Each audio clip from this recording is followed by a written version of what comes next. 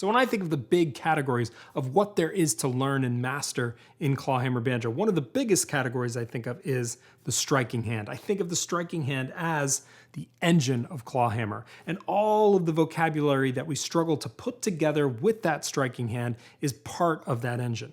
Now, if that engine is not firing correctly, if there's something wrong at the core, it's going to percolate through everything we do on the instrument, and it's going to make things less fun. So today we're going to be talking about fine-tuning the motor that is your striking hand. Welcome to Banjo Quest. Today we're talking about a concept that I call follow-through, and all follow-through is making sure that you've got a target that is beyond the string of the instrument. So for example, if we're doing a downstroke on the first string, I'm tuned to sawmill by the way. If I do a downstroke on that first string, my hand is sent through the string and comes to rest on the head.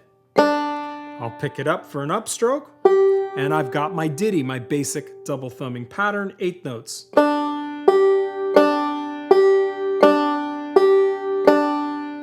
Now it's really important, even at this most granular of levels, to travel through that string to a target beyond, in this case, the head of the instrument.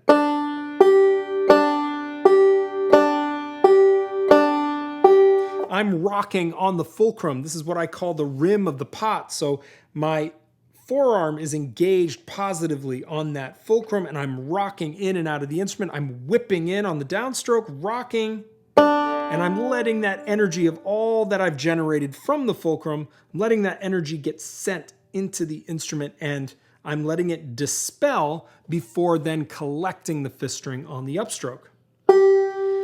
Versus throwing in and just kind of dabbing that first string, or just dipping in and quickly getting out on the upstroke. You can already see the problem is if I am too quick on the upstroke, I'm gonna fire the fifth string too soon, and then I'll get a collapsed 8th note pattern, and we don't want that. So back to our big follow through. We throw in, we let that energy dispel. Do it with me if you've got a banjo with you. And I come to rest on the head. Then I collect the fifth string, activate the fifth string, and begin my travel upstroke. And I get a nice thumb sound there. Now, all is well and good on the first and the fifth strings. This is easy land.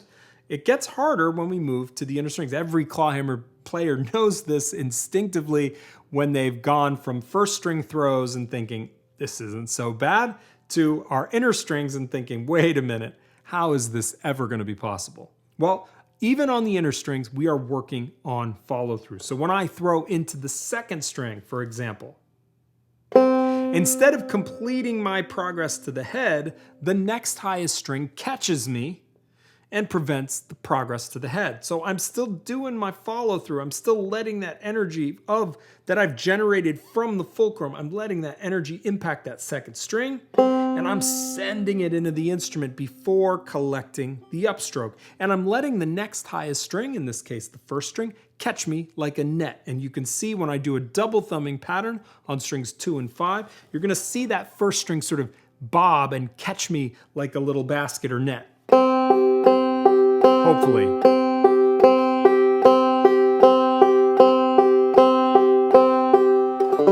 Now this is really important for you to isolate the engine and just work on it. You can create these little patterns where you're making sure that the follow through is consistent string to string. And sometimes just being aware and focused about what you're working on will help you perfect the skill. You don't have to do anything special necessarily, you just have to be right-minded and focused. So I generate a pattern like this, 4 strokes on each string. 1, 2, 3, 4, 2, 3, 4. Making sure that follow through is the same with every stroke.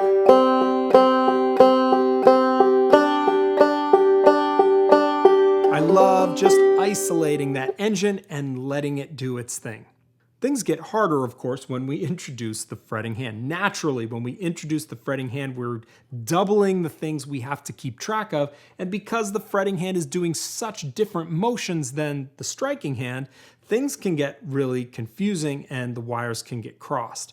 One of the things I like to make sure I do is that when I am using my fretting hand for big, active families of fretting technique, the pull-off, the slide, and the hammer-on, that I am timing those precisely with upstrokes. In fact, I think of those three families of left-hand technique, a hammer-on, pull-off, and slide, I think of those as fifth string trade-ins. Let me show you what I mean. So if I've got a double thumbing pattern on strings 3 and 1, and I trade in the first fifth string of each one of those loops, that one after the third string, and I replace it with a hammer-on on the 3rd fret, 3rd string, I'm timing that hammer-on precisely with my upstroke. So I can play those two patterns back to back.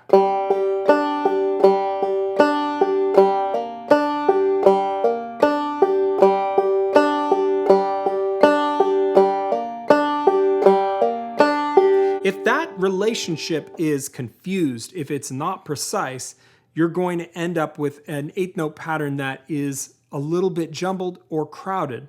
The other thing that you might end up doing is what I call short stroking. So a player will short stroke when they erupt into an upstroke too soon. I see this especially when players are playing slides and also pull-offs. I see it a lot. Hammers too. But slides are the big culprit. So let's build a slide check pattern. We're gonna do that same double thumbing pattern.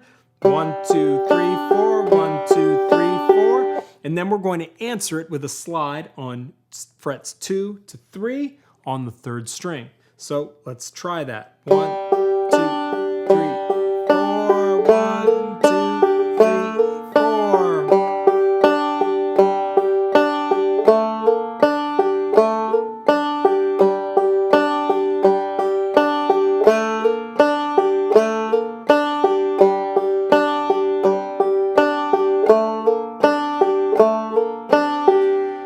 On this exercise, it pays to go slow, even slower than that if you're having trouble getting that timing right. If you can practice this, obviously, you practice it enough and this will be absolutely second nature, and it will be hard to do it the old way where your right and left hands were loosely correlated.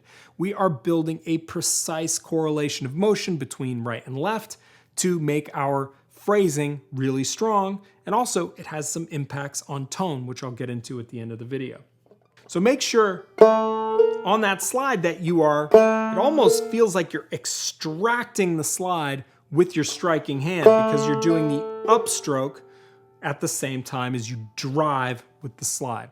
The other thing this big, deep follow-through idea helps you cultivate is tone and volume.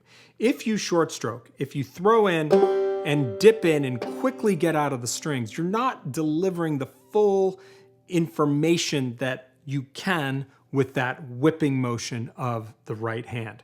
So if I just tag a string and then quickly get into my upstroke, I feel like my tone is a little thin. I feel like I can't get the full volume that I want to get. The tone is not robust. But if I send that hand, really send that energy into the instrument and give it time to bloom, I have tons of volume and a rich tone on tap, regardless of which string I'm hitting. Now, what I like to do with a lot of my practice sessions is I just finish off, if I'm working on a specific concept, like today we're working on follow through, I like to finish off with some like free play, just sandbox time where I just get to do kind of put together phrases that might not normally go together, and I just have fun on the instrument while working on this specific concept of follow through. So I'll mix and match using a ditty to put between my left hand motions. So for example, I'm going to be using my hammer-ons,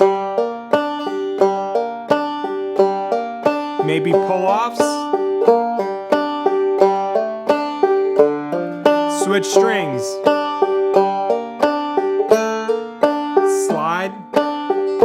reverse slide, hammer, pull off, closed hammer, open.